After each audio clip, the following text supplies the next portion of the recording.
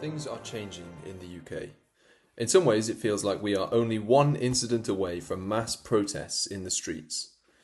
The two major political parties, the Conservatives and Labour, are starting to look more and more shaky, particularly the Conservatives.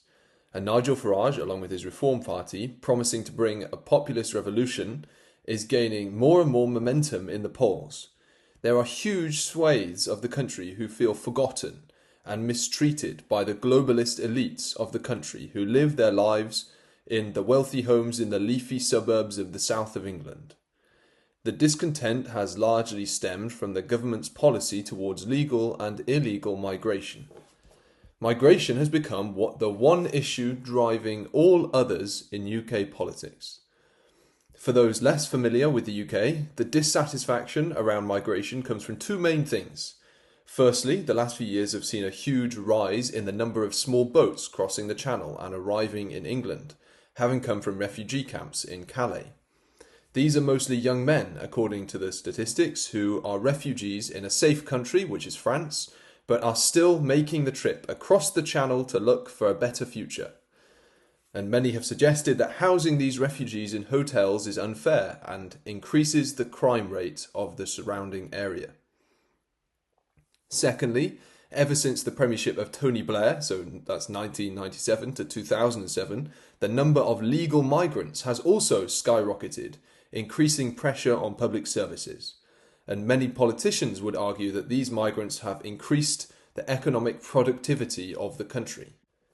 The New York Post claims that 1 in every 13 people in London are thought to be there illegally. All of this unrest and dissatisfaction has recently come to be symbolised in the flying of the English flag on lampposts and spray painting it on roundabouts in the UK. Throughout many towns and cities, the flag can now be seen proudly and defiantly lining the streets, and this has been dubbed by some Operation Raise the Colours. It sends a clear message to Parliament that people have had enough of the two governing parties. Instead, they are turning to leaders such as Nigel Farage, and even figures like Tommy Robinson, who outflanks even Farage in his radical approach to immigration, to provide this country with a new direction. For example, Tommy Robinson has organised a huge protest to be held on the 13th of September, which is being promoted as a free speech rally, with hundreds of thousands thought to be attending.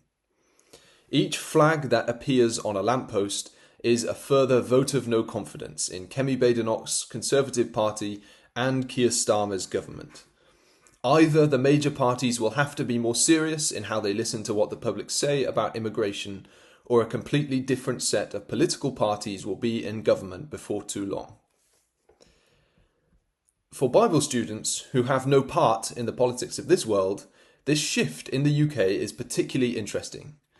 There is a good case to be made, as many listeners will know, for identifying Britain with the place called Tarshish in Scripture.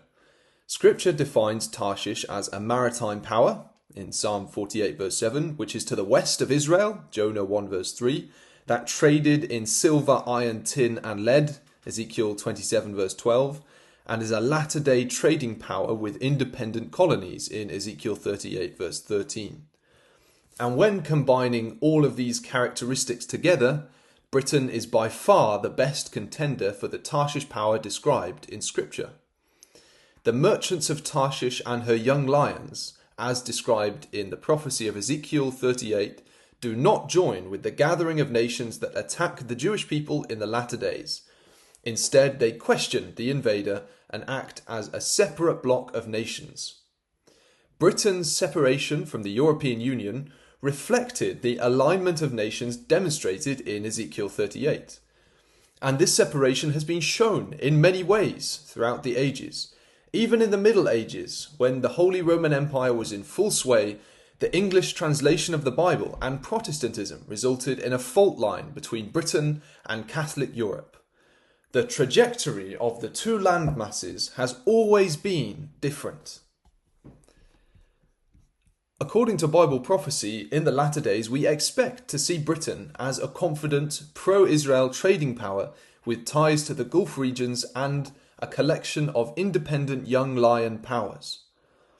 After Brexit, the trading power of the UK never really took off, and continued high levels of immigration has brought more anti-Semitism into the national conversation, and this has been the same across Europe.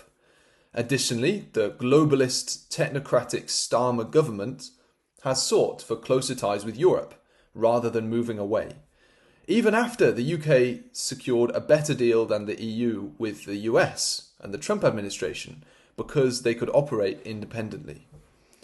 Now, a similar coalition of voters to those who voted for Brexit are making their voice heard by backing Nigel Farage's Reform Party. Could this rise of support for the populist right in Britain push the country further towards the situation described by the prophets? Well, this week, Nigel Farage has laid out his plan to deport over 600,000 illegal immigrants over 5 years if Reform won the next general election. The party have also said that they would bar any illegal migrants who cross the channel on boats from claiming asylum in the country. The plan would allow for those illegal migrants to be held in disused RAF bases and then returned to their countries of origin, which include places such as Afghanistan and Eritrea, where a significant number of those on the boats have come from. And when this policy is compared with the current government's stance towards the boat crossings, the difference is enormous. At the very least, it could cause the current government, to tighten their stance towards illegal migration, just to stave off the attack and the pressure from Nigel Farage. It's hard to see how Britain can act as a pro-Israel, anti-European power described in Bible prophecy if its shores are flooded with unvetted migrants from across the Middle East, the large majority of whom will likely harbour anti-Semitic ideologies. For example, earlier this year, an Arab from Gaza arrived in Britain on a small boat and subsequently voiced support for Hamas on Facebook and called for death to the Jews. The promise of Brexit was that the people could take back control of their immigration policy. Almost a decade after Brexit, this might finally be beginning to take place. The mass protest of the British public against illegal migration has gone hand in hand with the idea of reclaiming British national identity and culture. This is the reason why the English flag or the St. George's flag is being flown in many towns. A major part of Britain's cultural heritage is its Protestant Christian roots. A couple of months ago, The Spectator released an article called, quote, "A Christian Revival is Underway in Britain," end quote. A recent poll suggested that there has been an increase in the number of young people attending church in this country. And it's possible this trend is further afield as well in different countries. Again, when we think about this in terms of Bible prophecy, it would not be surprising to see an increase of enthusiasm for Britain's religious heritage. This is a major factor that led to the establishment of the State of Israel. Many of Britain's statesmen and political leaders in times gone by believed in the Jewish ingathering of the exiles because of their religious upbringings in this Protestant country. And Isaiah tells us that in the kingdom the ships of Tarshish will bring the sons of Israel from far as they return to the land.